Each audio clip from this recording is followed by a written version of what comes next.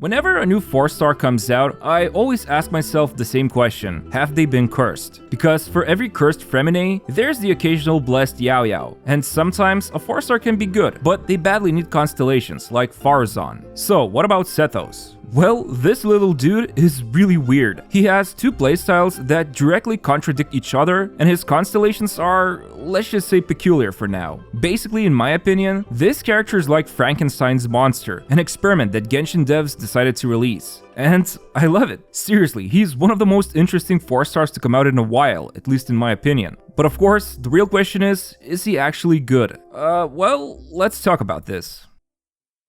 Okay, so for this showcase, Sethos will be using a fully refined Slingshot bow, and this is basically his best in slot weapon, besides Hunter's Path. So the 5 people who are watching this right now and have this weapon, you can use it as an upgrade. And then as for the artifact set, I will be using Wanderer's Troop set, but Gilded Dreams is also fine, and you can also use Bolide or DPC sets as well, but Wanderer's is the most reliable. And as for talents, they are all raised to level 10, and for now, he is Constellation 0. So, as I said, there are two playstyles. You can either deliver 4 powerful charged shots, or go into his burst mode and spam some electro-infused attacks, kinda like Yoimiya. And starting with this 4 charge shots playstyle, I will be utilizing these 3 buffers for best damage showcase: Zhongli's shield, Nahita's burst and Dendra application, as well as Kazuha doing his usual VV shred and elemental damage boosting shenanigans. This team's goal is basically to boost Sethos' damage as much as possible, but for Abyss, I will show some relevant free-to-play comps as well, but later on. So after buffing and switching to Sethos, he quickly delivers nearly 90,000 damage with each charge shot, and he can do this up to 4 times, and in total, he ends up dealing 382,000 damage in roughly 6 seconds field time. Not bad, although this is basically a team that turns him into a hyper carry, but he lasts for a very short time, as you can see. Now, why can he only deliver 4 charged shots? Well, it's all because of this second passive talent, which will empower his next 4 charged shots with 700% of elemental mastery he has. I have never seen such a massive EM scaling before, and it's pretty funny. However, after firing his first charged shot, he needs to unload the other 3 within 5 seconds. Otherwise, he loses this passive talent bonus. You see this little Sans timer next to him? This indicates his charge shots will be empowered, and when he loses it, he needs to wait 15 seconds for the passive to turn on again. However, usually you will spend roughly 5 seconds unloading all 4 charge shots, so by then, it will only be 10 seconds you need to wait. Now, here's another peculiar thing about his charge shots. The level 1 charge shot can be charged up pretty fast. It's like any other bow user's charge shot. However, if you keep holding long enough, he will reach level 2 charge shot, and funnily enough, he will also be unable to move then, which is a weird little gimmick that you will want to avoid by using shielders to not get interrupted.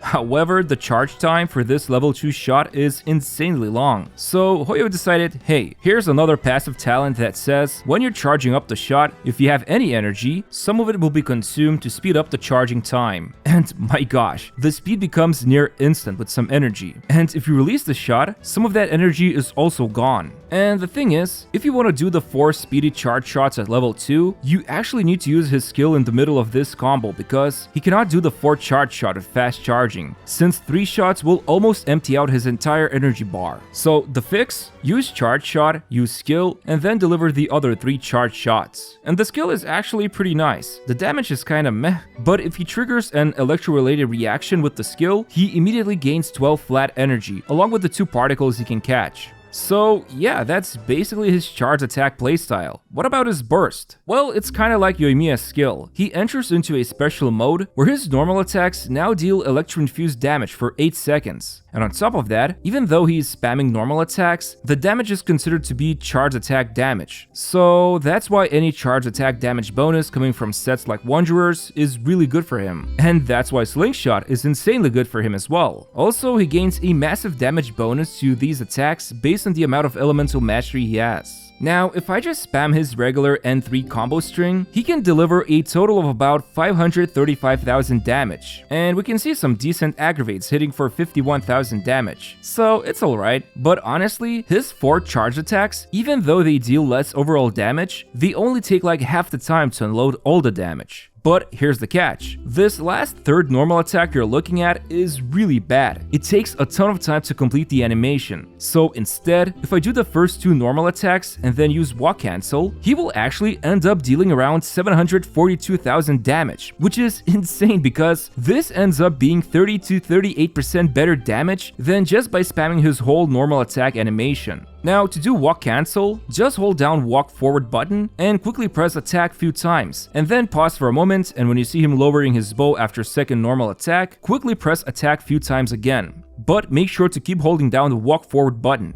And some of you might be thinking, what about aim cancel? Yeah, you can do it as you can see here. Except you can't. In burst mode, he cannot enter aiming mode, so either you use walk cancelling or dash cancelling to quickly string together those N2 combos. And keep in mind, his entire kit scales with elemental mastery, and all of his damage, whether it's the level 2 charge attacks or the attacks coming from the burst, are treated as charge attack damage. Really peculiar character to say the least. I guess the only thing that scales with attack is skill, so for the most part, you just use it to gain energy and maybe deal like 30k aggravate damage. But if you were to ask me which playstyle is better, charge attacks or burst, I would say, I don't know. It depends on the team. I am leaning towards the burst playstyle because with N2 walk cancel, he can dish out some good damage. But for the teams that can work around shorter rotations, the 4 charge attacks can work nice as well. But all in all, his damage isn't super amazing even with best buffers. You only want to play him exclusively in Quicken teams, maybe Quick Bloom, but his Electro application is limited, so then you probably want to use Cookie to trigger Hyper Blooms in that case. Still, this begs the question, how much better he becomes with Constellations?